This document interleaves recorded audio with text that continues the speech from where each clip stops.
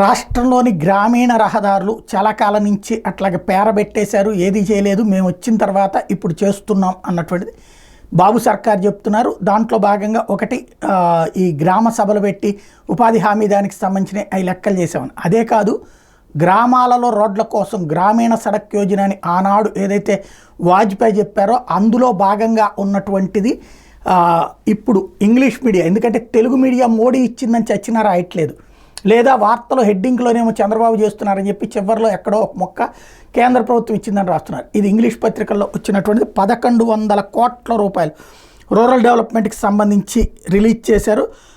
Work ఇది ఈ గ్రామీణాభివృద్ధిలో భాగం అన్నమాట. గ్రామీణాభివృద్ధి పథకాల్లో భాగమైనటువంటి దాని కిందన రోడ్ల అభివృద్ధికి 1100 కోట్లు రిలీజ్ చేశారు. కాబట్టి దానికి ఉపాధి హామీని అనుసంధానం చేసి ఇప్పుడు ఆ రోడ్లు వేయబోతున్నారు.